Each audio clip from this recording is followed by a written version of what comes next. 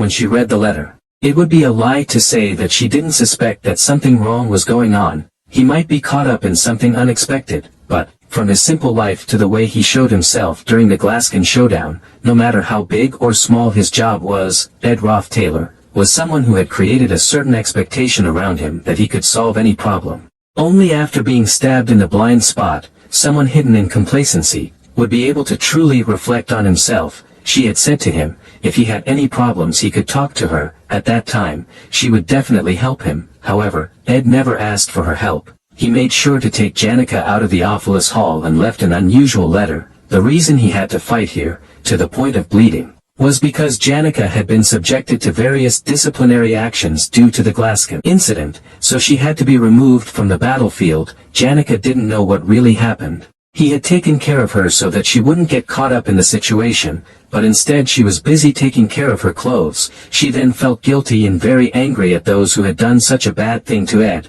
not knowing the gravity of the situation that was happening to him. Taylor was even grateful to see her not caught in this situation. Now the Wifus hall was being occupied by other students. But he thought it would not end like this just like that. Seeing Ed go so far to stop them, he was sure there must be something else, seeing Taylor's ignorance. Elvira then immediately told him to realize she was the enemy. Janica then said, you know, what exactly are you doing? I'm not even curious at all. And a very powerful burst of energy suddenly appeared from Janica, which made the floor she stepped on crack. Ed then worriedly called out to her when he saw it. Janica then smiled slightly and asked him not to worry. They could only be stunned when they saw it. Feathers suddenly flew in the room where they were, which then turned into a spirit in the form of a bird. Not only that, Janica also summoned all the spirits she contracted. She then asked Ed to wait for a minute. Elvira broke out in a cold sweat when she saw that, for mid-level elemental spirits. Besides that, if you add the low-level spirits, then it's like an army. She then invited them to run. She realized that there was no way they could get through this. They couldn't even fight Ed, who was a mere fallen noble, and now, their opponent was the best second-year student of the magic department. But Janica certainly wouldn't let them just run away. She then ordered the spirits to attack them, seeing Taylor who was still being stubborn and wouldn't run. Elvira then told her to quickly come to his senses and accept reality, because all the windows were destroyed. She then invited them to go this way. Taylor actually knew that. He had already realized it through Ed. He felt that this occupation of the Wifus hall was something unusual and suspicious, but he couldn't get the thought, there might be students who were harmed, out of his head. He then told Elvira that he couldn't let her precious potion be damaged. Taylor never gave up in his trials. She then worried when she saw him alone about to face the spirits. It was obvious that Taylor would live a life as a protagonist, therefore, he had to leave while he could. Ed then immediately pulled him away when the spirit's attack was about to hit him. He then told him to listen to him carefully. He would take care of Janica, and told them to rush to the second floor as planned. They were then confused to hear that. After blocking them like that before, now he was telling them to go to the second floor. Ed just said that he changed his mind and once again told them to rush to the second floor, but Elvira underestimated that he wanted to stop the spirits alone. His body was covered in wounds at the moment, but Ed suddenly knocked her head, which made her grimace in pain. Ed then told her to get the reagents. He also apologized for tearing her bag, although she still felt confused, but she then complied. And the three of them then headed to the second floor. Amidst Janica's loss of control, she then found her clarity again when she saw Ed in front of her. She then worriedly asked Ed not to push himself too hard. She also told him to stay by her side. She would finish the rest. He could explain the details to her later. First, she would immediately finish this, then take care of him. But before Janica could continue her words further, Ed suddenly called her. Actually, this kind of action is something impolite. But, while holding both of her shoulders, Ed then said that he was fine, so she didn't need to overdo it. Janica was stunned for a moment, then blushed because of that. Janica felt very embarrassed when his hands were on her shoulders. But Ed was completely unaware of that. He then asked Janica to first get rid of the spirits first. The wind was too strong, so he had trouble standing up. Hearing that, Janica then immediately agreed to that. She felt guilty for making Ed have trouble standing up. She also apologized for her behavior. She felt she had done something stupid. Right after Janica got rid of the spirits, the strong wind that hit the whole room suddenly disappeared, and the glass that was flying in the air then fell to the floor. They were then surprised to see that. They were surprised that Ed could really overcome Janica. Ed then sent a signal to them to immediately go upstairs. Maybe there wasn't much time left, but Janica was then surprised when she saw him suddenly fall on the floor. She then worriedly called him. After that, Janica then asked him why he never said anything and got hurt.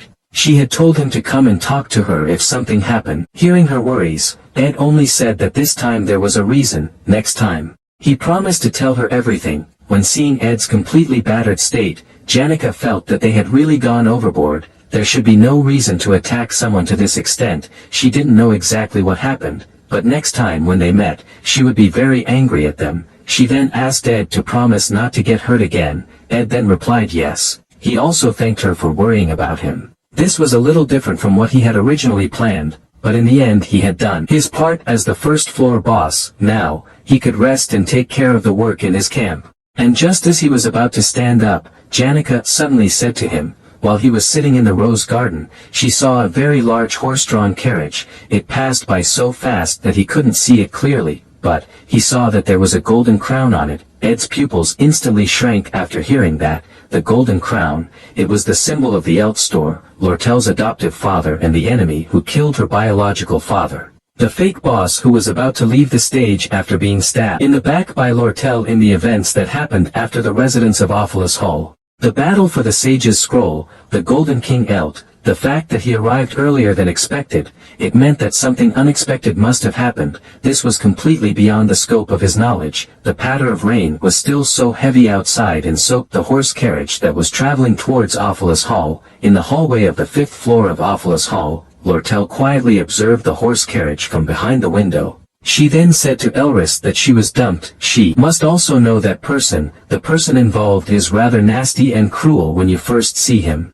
Hearing that, Elris then asked if she meant Ed, the person they met at the camp last time. Lortel confirmed it. Elris was a little surprised. Ed was the kind of person she liked. She just found out. Lortel said, he has a decent appearance, but that doesn't mean anything. The smell she smelled from Elris, she could also smell it from him. But he ended up making a lot of emotional comments. Then, he finally threw it all away without hesitation. People like them live by hearing those words. Elris was the head maid at Awfulus Hall, who had served as a veteran maid for over 20 years. At the age of 15, when she didn't know anything yet, she started her career as an apprentice maid. She later became the manager at Awfulus Hall, as she was known for her abilities that far exceeded her age. Therefore, this was where Lortel invested the most effort. The most amount of money was spent to break Elris' honesty. The amount was enough to leave a big hole, but for Lortel, the expense was not wasted at all. Because she was glad she had Elris by her side, she had seen many people who would break their own beliefs because of being attracted to gold coins, the same race. Only when facing them, she could be free from this loneliness. Among the rows of merchants who risked their lives for a single gold coin or a basket among the slums, it seemed that it was because she lived a life where she would be stabbed to death if she didn't stab someone in the back first. But, Lortel then said to him, at this time, Wilrain, the lower-ranked student representative, would occupy the 4th floor management office. If he gave up possession of the defense magic circle at the right time, then, one way or another, Awfulus Hall would be destroyed. Regardless of her unfortunate past and the circumstances that pushed him into a corner, this person was clearly a villain, and the black curtain behind the scenes. The situation seemed to be going according to plan, so she decided to stay here alone. In the storage room, she had to act like a good student, who was just afraid of the situation that was happening and didn't know what was going on. That's why she would hide here. Elris could only sigh at that. What a pitiful human being. She then took out her sword from its sheath. She said she would tell her something.